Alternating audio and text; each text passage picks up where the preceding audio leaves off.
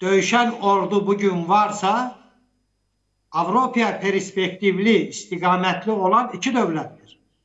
Kardeş Türkiye ve 800 milli ordusu olan Ukrayna. Bugün Avrupa'da Rusya'ya karşı kim dövüşecek? Bunun için dövüşken bir orduya ihtiyaç var. Ona göre de eğer Avrupa yeni təhlükəsizlik arxitekturası kuracaksa bu Türkiye'siz olmayacak.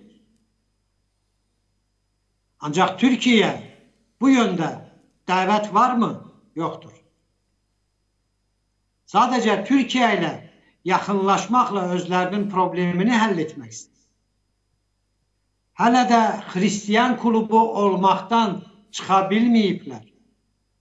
Bu Hristiyan kafası Müslüman Türkiye'sini Avrupa'da dominant etmek istemir. Onlar bundan korkur. Macron kafası bundan korkur. Almanya'da bundan korkurlar. Çünkü Türkiye geldiği takdirde hem ahalisi hem ordusunun gücü bakımından Almanya ve Fransa dominantlığı Türkiye'ye təhvil verməli olacak. Donald Trump kongreste çıkış elədi. O hesap edildi ki çok möhtəşəm bir çıkış edecek. Amerika arzularını yerine getirecek bir prezident.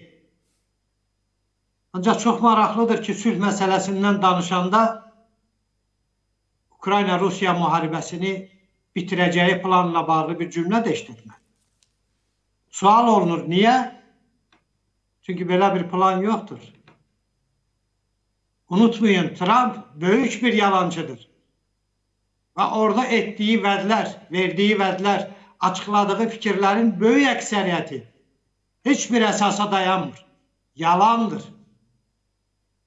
Sadece əzilən ihtiyacı olan məzlum Ukrayna vasitəsilə bu muharebeni bitirmek istəyir ki, Rusiyanı qismən gücləndirsin, Rusiyanı ayakta tutsun, yanına çekebilsin ve Çin'in yanından tamamıyla uzaklaştırabilsin. Ondan sonra Ukrayna, ABŞ istediklerini edebilsin. Yani sakit okyan hövzəsində açık kader siyasetini, gayesini yerine getirebilsin. Burada engel olan hegemon devlet Çin'dir. Hem iktisadi gücü var, hem hərbi gücü var. Ona göre de onu məhz həmin bölgeye sıkıştırıp, iktisadi cəhətdən zəiflədib, ona galip gelmeyin yolu nüvə ülkesi olan Rusiyadan ayrılmaktır.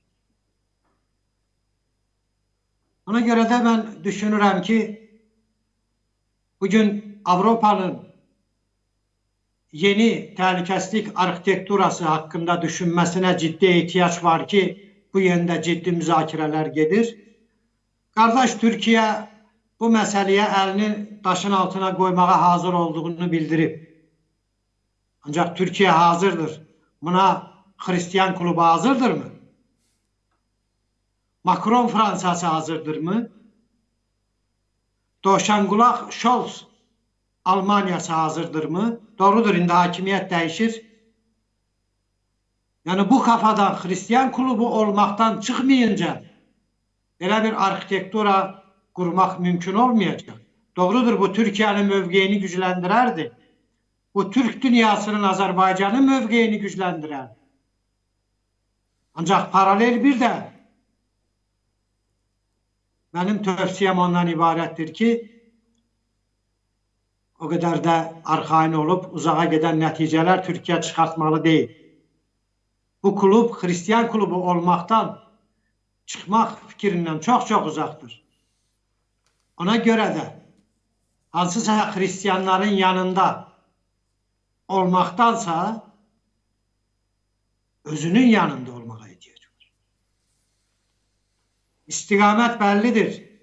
Gaye bellidir. Kızıl almaya doğru istikametleneceksiniz ki dünya bölüştürülende 3. 4. güç merkezi Avrupa ile birgesiz değil, birge değil, Türk dünyası olmalıdır. Niye siz Avrupa'nın yanında olursunuz? Eğer Avrupa'nın zaman zaman Ukrayna'nın keçi kıymetine, Garp dünyanın keçi kıymetine sattığını görmediniz. Siz nəyə güvənərək buna qərar verirsiniz? Düşünürəm ki, bu Türkiyənin çox yanlış bir siyasəti olar. Sizin Avropada yeriniz yoxdur. Sizi orada gözləyən də yoxdur. Bugün sizə ona görə yaxınlaşırlar ki, Amerikaya verilən silah sifarişini məhz Türkiyə hərbi sənaye kompleksində yerinə yetirə bilsinlər. Çünki qısa müddətdə silahlanmaq Avropaya lazımdır. Bu silahı hardan alacaqlar? Bunu harda istehsal edəcəklər? Təbii ki, Almaniyada bu qismən mümkündür. Ancaq Türkiyə olmadan bu istehsalı yerinə yetirmək qısa müddətdə mümkün deyil. Ancaq Avropanın yeni təhlükəsizlik arxitekturasında zamanı yoxdur. Rusiya təhdidi var.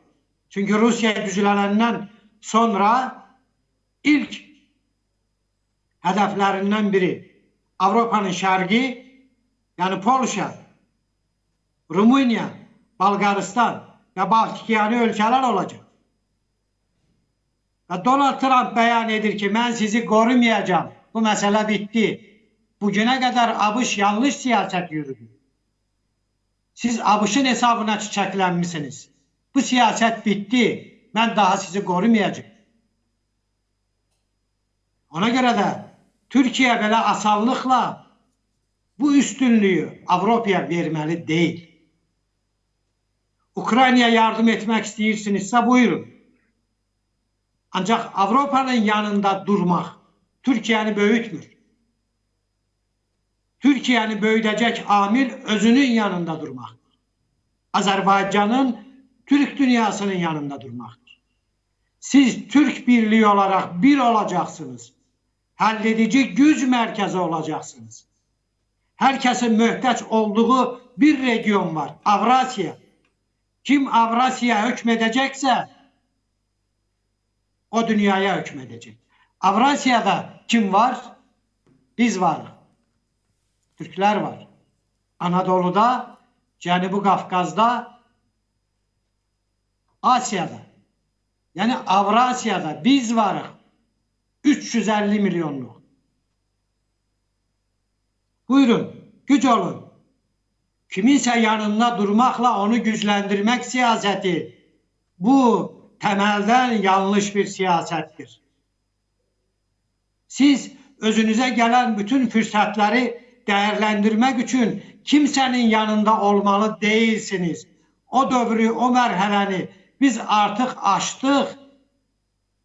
Türkiyə gücləndi, Azərbaycan bütövləşdi. Qarabağı qaytardı, güc olduğunu göstərdi. Mərkəzi Asiyadakı Türk Cumhuriyyətləri də toparlanırlar. Bizə yaxınlaşırlar. Əgər lokomotivsinizsə, buyurun, öndər olun. Və bunu qızıl almaya daşıyın. Həm şuurda, həm də fiziki cəhət. Çünki dünyanın, Türkün vicdanına, ədalətinə ehtiyac var. Baxın, Donald Trumplar dünyanı hara aparır. Mən deyəndə Türk şuuru, Türk vicdanı, bəziləri bunu ciddi qəbul etmir.